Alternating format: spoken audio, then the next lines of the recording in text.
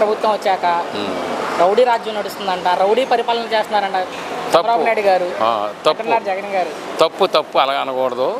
Rowdy యాజ్యం, Gonda యాజ్యం Jagan చేశాడు 5 సంవత్సరాలు. గత 5 సంవత్సరాల్లో జగన్ చేశాడు కానీ చంద్రబాబు నాయుడు గోండా యాజ్యం చేయలేదు, రౌడీ యాజ్యం చేయలేదు, బూతులు ఆడలేదు.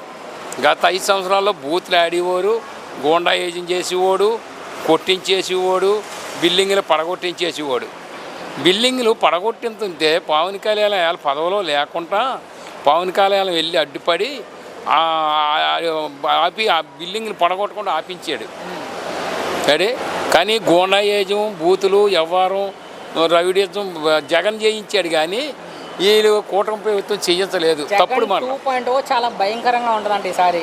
జగన్ గారు మొన్న కూడా చెప్తాను కదా, భయంకరంగా ఉంటుంది. అంతే అయినా వస్తే మరి చాలా భయంకరమే కాదు. రాష్ట్రాన్ని అమ్ముకొని సింగపూర్ పోతాడు, బెంగళూరు పోతాడు. బెంగళూరులో ఆల్రెడీ అప్పుడు అపార్ట్మెంట్లు కట్టించాడు, సింగపూర్లో కట్టించాడు. అయినా మళ్ళీ అయినే కానీ వస్తే కానీ 15 సంవత్సరాలు ఆయన అసెంబ్లీలో అడుగెట్టనాడు తానా ఉండదు. సార్ చెప్పండి, పవన్ కళ్యాణ్ పైన రాజకీయంగా మీ అభిప్రాయం ఏమంటారు? రాజకీయంగా అయితే నేను చెప్తాను. నేను as a Pawan Kalyan fan. నేను ఆయన చాలా ఇంప్రూవ్ చేసుకోవచ్చు. అంటే పబ్లిక్ మీటింగ్స్లో వాటిల్లో కొన్ని ఎమోషనల్తో మాట్లాడుతున్నారు. వాటిల్లో మనం యాజ్ ఏ ఫ్యాన్స్ మనము తప్పుగా అర్థం చేసుకోవచ్చు. మేబీ వేరే అపోజిషన్ వాళ్ళకి మనం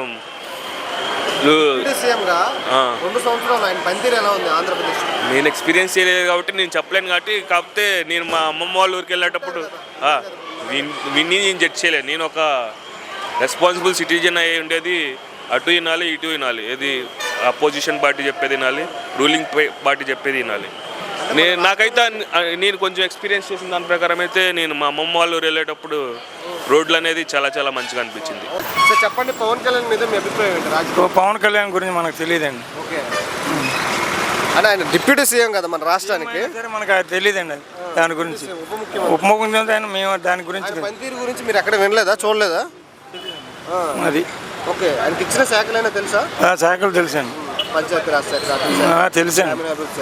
సో ఎలా డెవలప్మెంట్ చేస్తున్నారు దాంట్లో మామూలుగా ఇదిగా బాగానే చేస్తున్నారు.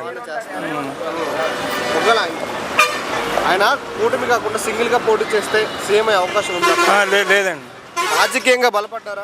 రాజకీయంగా బలపడ్డారు కానీ సింగిల్గా కష్టం అండి. చెప్పండి బాబాయ్, పవన్ కళ్యాణ్ పైన రాజకీయంగా మీ అభిప్రాయం? అట్లా రాజకీయం గురించి చెప్పలేము. సరే, వ్యక్తిగా నార్మల్ కూడా పవన్ కళ్యాణ్ బాగానే పనిచేస్తున్నాడు. ఉప ముఖ్యమంత్రి 2 సంవత్సరాలు అవుతుంది. ఆయన పనితీరు ఎలా ఉంది రాష్ట్రంలో?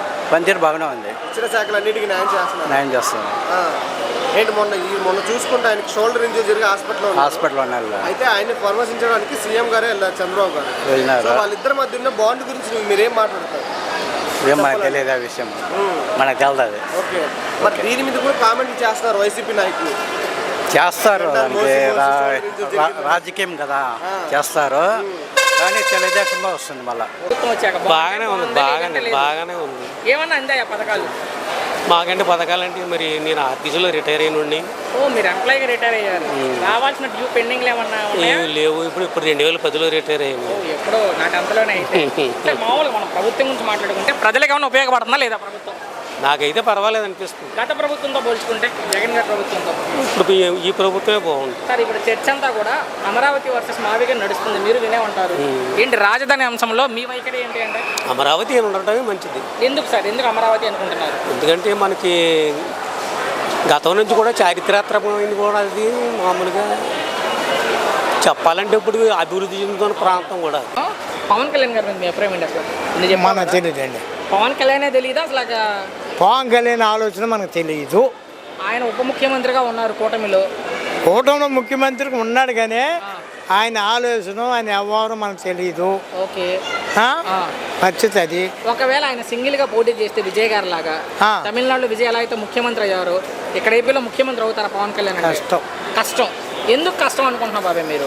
ఎందుకు కష్టం అనుకుంటా చెప్పమంటావా? ఈయన అంతకుముందు 2 సార్లు చేసాడు. ఇప్పుడు కోట అవుతూ వల్ల వాళ్ళ సపోర్ట్తో గెలిచాడు. అవును, గెలిచాడు సపోర్ట్తో. అవును. ఇప్పుడు చంద్రబాబు నాయుడుకు ఉన్న ఆలోచన, చంద్రబాబు నాయుడుకు ఉన్న క్యారెక్టర్ ఆయనకా లేదు. ఓకే, కొత్త కాబట్టి కొత్త చెప్తున్నా జగన్ ఉన్నాడు, మళ్ళీ జగన్ ఆలోచన ఆయన బండి అలాదు. ఓకే. సో పవన్ కళ్యాణ్ గారికి సర్జరీ జరిగింది భుజానికి సంబంధించి. సో ముఖ్యమంత్రి గారు వెళ్ళి పరామర్శించారు. ఏంటి ఆయన స్వయాన వెళ్ళి పరామర్శించడం మీద మీ అభిప్రాయం అంటే? ఆయన స్వయాన్ని వెళ్ళి పలకరించినాడంటే సాధ్యం. అది బాగలేకపోతే ఏ పార్టీ కూడా అన్నాలో, ఈ పార్టీ కూడా అన్నాలో, ఆ పార్టీ అన్నారు. అయినా వాళ్ళు ఒక పార్టీలో ఉన్నారు, కూటమి ప్రభుత్వాలు ఉన్నారు.